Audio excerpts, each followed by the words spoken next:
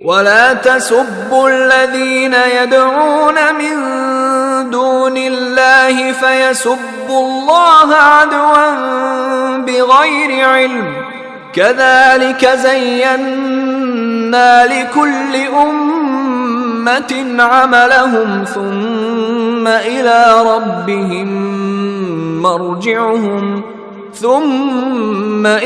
ربهم مرجعهم فينبئهم بما كانوا يعملون۔ مسلمانوں، جن جھوٹے معبودوں کو یہ لوگ اللہ کے بجائے پکارتے ہیں تم ان کو برا نہ کہو، جس کے نتیجے میں یہ لوگ جہالت کے عالم میں حد سے آگے بڑھ کر اللہ کو برا کہنے لگیں۔ اس دنیا میں تو ہم نے اسی طرح ہر گروہ کے عمل کو اس کی نظر میں خوش نما بنا رکھا ہے، پھر ان سب کو اپنے پروردگار ہی کے پاس لوٹنا ہے، اس وقت وہ انہیں بتائے گا کہ وہ کیا کچھ کیا کرتے تھے۔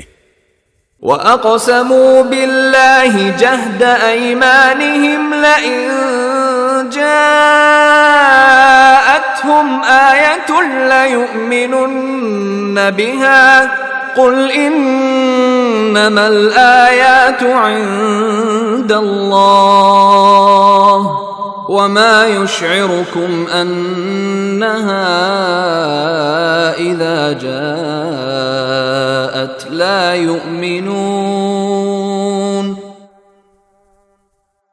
اور ان لوگوں نے بڑی زوردار قسمیں کھائی ہیں کہ اگر ان کے پاس واقعی کوئی نشانی یعنی ان کا مطلوب معجزہ آ گئی تو یقیناً ضرور اس پر ایمان لے آئیں گے۔ ان سے کہو کہ ساری نشانیاں اللہ کے قبضے میں ہیں، اور مسلمانوں تمہیں کیا پتا کہ اگر وہ معجزے آ بھی گئے تب بھی یہ ایمان نہیں لائیں گے۔ وَنُقَلِّبُ أَفْئِدَتَهُمْ وَأَبْصَارَهُمْ كَمَا لَمْ يُؤْمِنُوا بِهِ أَوَّلَ مَرَّةٍ وَنَذَرُهُمْ فِي طُغْيَانِهِمْ يَعْمَهُونَ۔